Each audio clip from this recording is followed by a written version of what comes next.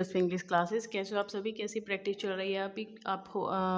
कैसी प्रैक्टिस चल रही है गाइस? आई होप सब कुछ अच्छा हो रहा होगा। चलिए शुरू करते हैं आज की क्लास को बिना देर किए। और सबसे पहले लाइक शेयर कर दीजिएगा वीडियो को और सब्सक्राइब कर लीजिए चैनल को अगर पहली बार आप चैनल पे विजिट कर रहे हैं। बहुत बढ़िया, अगर आप अपनी तैयारी करना चाहते हैं तो गाइस इतनी वीडियोज़ आपको मिल जाएंगी कि बेहतरीन तैयारी आपकी हो जाएगी।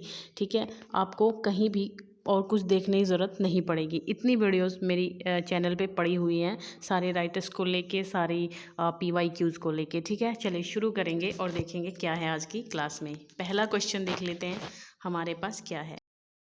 यस, तो सेकंड क्वेश्चन आ गया। चलिए फर्स्ट ये है, the right word for narrow in outlook. जो व्यक्ति नैरो होता है आउटलुक में उसको क्या कहा जाता है?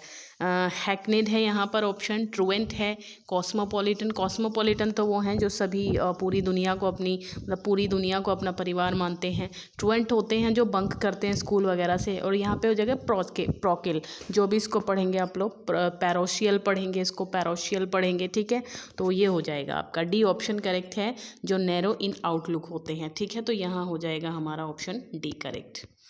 The antonym of colloquial. Colloquial का एंटोनिम क्या होता है? देखिए, कॉलोक्वियल का मतलब होता है थोड़ा जो कैजुअल है, मतलब अनौपचारिक होता है, तो फॉर्मल हो जाएगा। इसका एंटोनिम पूछा है तो हम फॉर्मल पे जाएंगे, वैसे इसका इनफॉर्मल हो जाता है जो सिनोनिम है। ठीक है, एंटोनिम ऑफ ऑस्टेरिटी। ऑस्टेरिटी का एंटोनिम क्या होगा? एंटोनिम ऑफ ऑस्टेरिटी, देखिए इसमें ऑस्टेरिटी का मतलब होता है जो बहुत ही मतलब सभ्य हो। ठीक है, जो सभ्य हो, सिविलाइज्ड हो, उसको कहते हैं। लेकिन यहाँ पर जो इसका अपोजिट अगर होगा, एक सेकेंड, नहीं सभ्य नहीं कहेंगे गाइस, सॉरी, मैं एंटोनिम ही बता रही हूँ आपको। ऑस्टेरिटी का होता है थोड़ा सा जंगली होना। ठीक है, जंगली टाइप जो रहते हैं तो उनको थोड़ी मैनर्स नहीं होते, तो उस टाइप से तो लीनियंस हो जाएगा यहाँ पे। लीनियंस इसका जो है एंटोनिम हो जाएगा, यानी कि C option correct. A dead human body is. Dead human body को क्या कहा जाता है? तो यहाँ ऑप्शन कौन कौन से हैं हमारे पास? कैडावर है, सोलमेट है, यिनक है, एफेमिनेट है।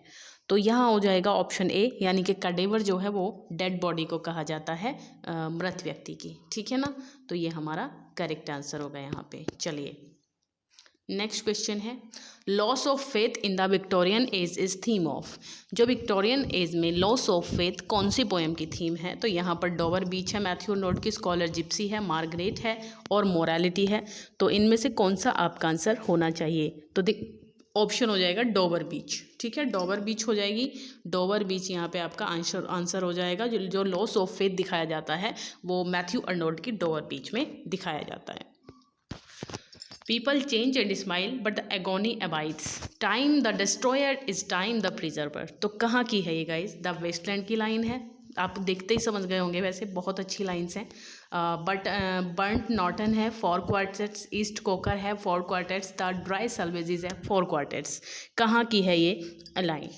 ठीक है, अच्छी लाइन है, आपको पता होना चाहिए इसका। यस, तो इसमें बताना है आपको गाइस कहाँ से है ये लाइन। तो टाइम इज़ प्रिजर्वर, ये मुझे लग रहा है कि सीधा आपका कहाँ से हो जाएगी, वेस्टलैंड से लग रही है मुझे तो। ठीक है, time the destroyer, time is the preserver, कहाँ से है?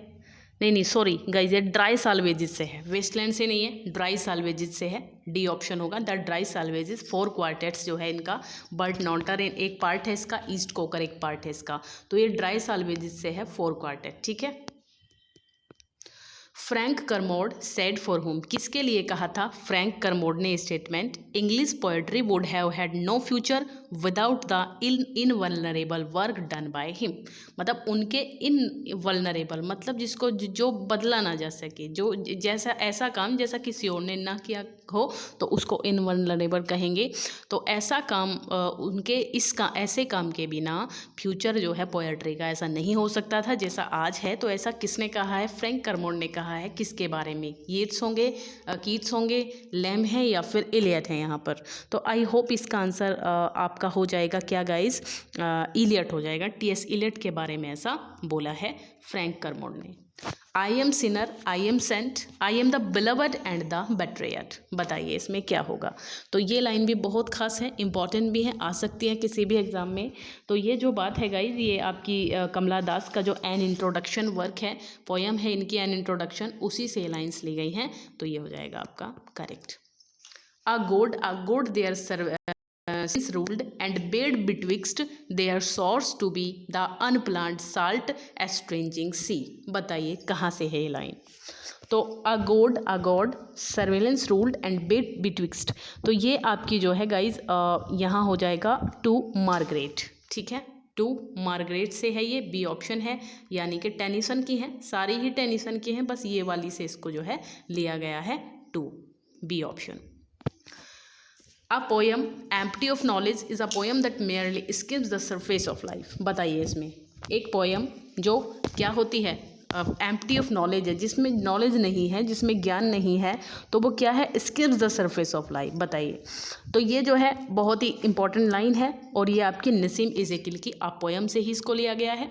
किससे? नसीम इज़ेकिल की आ पोयम से इसको लिया गया है। I am standing for peace and non-violence. Why world is fighting? Why all people of the world are not following Mahatma Gandhi? ये कहाँ की लाइन है? तो I am standing for peace and non-violence, तो ये महात्मा गांधी का था। Why world is fighting है भाई, क्यों लड़ रहा है संसार, जब ऐसी थ्योरी हमें दे के गए हैं महात्मा गांधी। तो इसमें कहा जा रहा है कि यार नॉट फॉलोइंग महात्मा गांधी, हम क्यों फॉलो नहीं कर रहे हैं, संसार उनको क्यों फॉलो नहीं कर रहा है। तो ये जो है आपकी नसीम इज़ेकिल की द पैट्रियट नाम की पोयम थी। कौन सी थी? लिख देती हूँ, पैट्रियट। ठीक है, पैट्रियट नाम की इनकी पोयम थी, उसी से लाइन्स ली गई हैं, बहुत प्यारी लाइन है। तो Nissim Ezekiel B option correct है। Wordsworth found and Shelley, like share कर दीजिएगा guys please. Wordsworth found and Shelley lost himself in nature, ये किसने कहा है? वर्ड्सवर्थ ने तो पाया अपने आप को, मतलब वर्ड्सवर्थ ने अपनी स्किल्स को जाना, और शेली ने अपने आप को जो है नेचर में क्या कर दिया, लॉस्ट कर दिया। तो ये किसका स्टेटमेंट है? तो ये आपका जो है लॉन्ग का है, WJ लॉन्ग का स्टेटमेंट है इनके बारे में। ठीक है, तो ये हो जाएगा आपका C option. What spirit does the feast of 12th night embody? बताइए इसमें क्या होगा। क्या कहा जा रहा है? कहा जा रहा है कि what spirit does the feast of 12th night embody, कौन सी वो जो है यहाँ पे कौन सी क्या कहते हैं इसको, स्पिरिट है। फीस्ट क्या होता है? भोजन वगैरह जब कर रहे होते हैं, दावत कहते हैं इसको, फीस्ट को दावत कहते हैं। तो इसमें बताना है आपको आंसर क्या होगा इसका।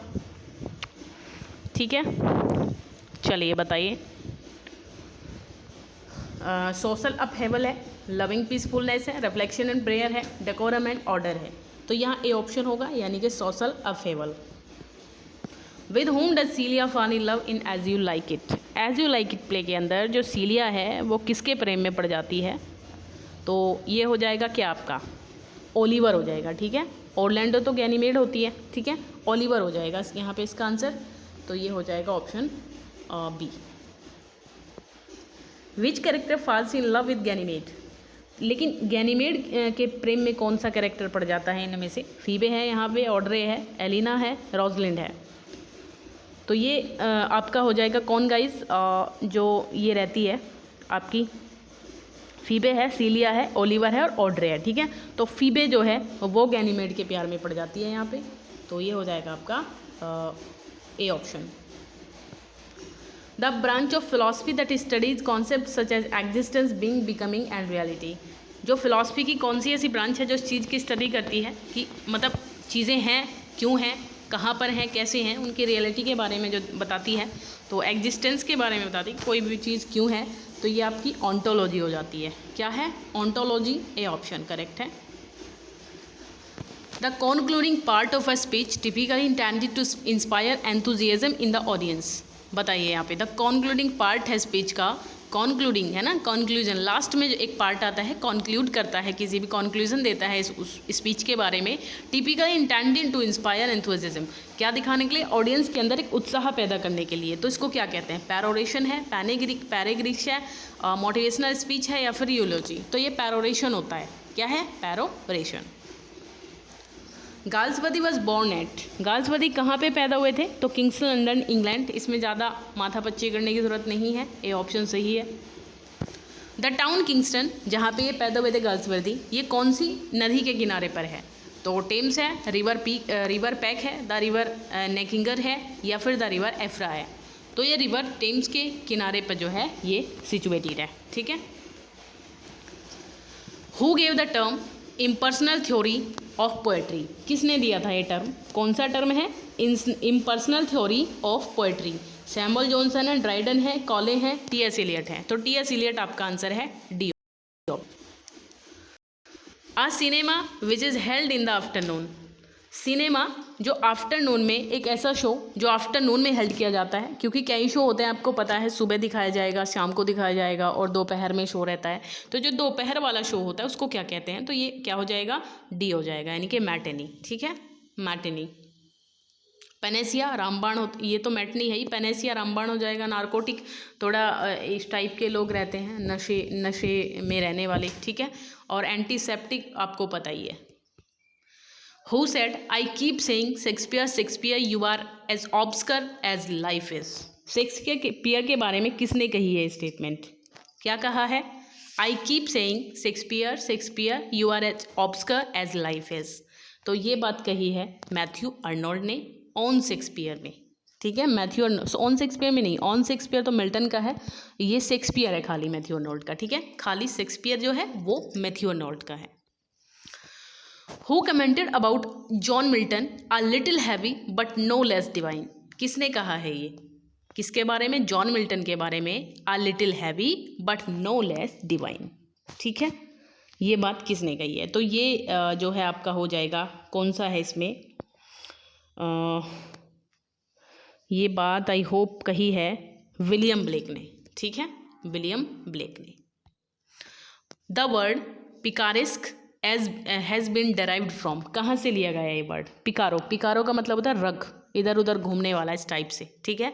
तो ये स्पेनिश वर्ड से आया है, पिकारो से, ठीक है। Who defined romanticism as the renaissance of wonder, romanticism को डिसेज किसने बताया? गेटे ने, ठीक है। गेटे ने क्या बताया है? डिसेज बताया है, ठीक है। और यहाँ पे बात हो रही है रेनेसा ऑफ वंडर का है, रोमांटिसिज्म को रेनेसा ऑफ वंडर किसने कहा है? ये कहा आपके ए ऑप्शन थियोडर वॉट्सडंटन ने, ठीक है। In whose history of Denmark did Shakespeare find background material for his play, बताइए डेनमार्क के किस कोई किंग रहा हो या कोई भी रहा हो, किसके बैकग्राउंड से इन्होंने डेनमार्क की जो है स्टोरी ली है अपने प्ले के लिए, ठीक है, अपनी सेटिंग के लिए इन्होंने डेनमार्क की एक स्टोरी ली है। तो वो कहाँ से ली है? तो ये सेक्सो ग्रामेटिकस, ठीक है, सेक्सो ग्रामेटिकस। 27 है question, which character speaks the first line of the play Hamlet, Hamlet की फर्स्ट लाइन कौन सा कैरेक्टर बोलता है? तो ऑप्शन है बर्नार्डो, फ्रांसिस्को, हैमलेट, होरेशियो। तो बर्नार्डो बोलता है, आप जानते हो, ठीक है, बर्नार्डो ने ही बताया था सबसे पहले, ठीक है। बोलता है फ्रांसिस्को, बर्नार्डो, मार्सिलस रहते हैं तो मार्सिलस घूस्ट को देखता है, बर्नार्डो फिर बोलता है, ठीक है। Peace hath her victories no less renowned than war, the above lines are taken from, कहाँ से ली गई है? Peace hath her victories no less renowned than war, अच्छी लाइन है बट कहाँ से आई है? तो ये to the Lord General Cromwell, जो कि किसका वर्क है? मिल्टन का। He that has light within his own clear breast may sit in the center and enjoy bright day. The above line has been taken from, कहाँ से ली गई है ये लाइन? तो अगर इनकी बात करेंगे हम तो ये आपका कॉमर्स से हो जाएगा, यानी कि डी ऑप्शन है। 1634 में आया था कॉमर्स, 1634 में आया था, और एरोपेजिटी का आपका 1644 में आया था, और लिसिडस आपका 1637 में आया था, और ये थोड़ा थोड़ा मुझे याद नहीं है, शायद 1653 या फिर ऐसा ही कुछ है, ठीक है, देख लेना आप। माई राइजिंग इज़ दाई फॉल, ये लाइन किसने बोले? लास्ट क्वेश्चन है आज का, माई राइजिंग इज़ दाई फॉल, कहाँ से है ये लाइन? तो ये पैराडाइज रिगेंड से हैं, जॉन मिल्टन के, ठीक है गाइस। चलिए bye bye, take care, I hope आपको अच्छा लगा होगा सेशन, मिलते हैं नेक्स्ट वीडियो में, तब तक ले बाय, टेक केयर। और छोटे छोटे मैं वो भी डालती रहती हूँ शॉर्ट्स वगैरह, उसको भी देख लिया कीजिए, उसमें मैं लिटरेरी टर्म्स डाल रही हूँ आजकल छोटे छोटे, ठीक है, वो देख लिया कीजिए। बाय।